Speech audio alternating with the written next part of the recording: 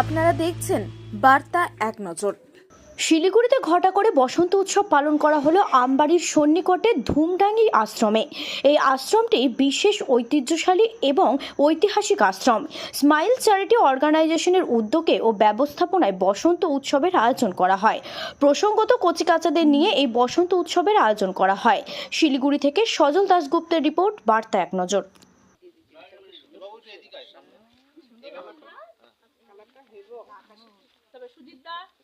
দিন দিন দিন দিন আপনাদের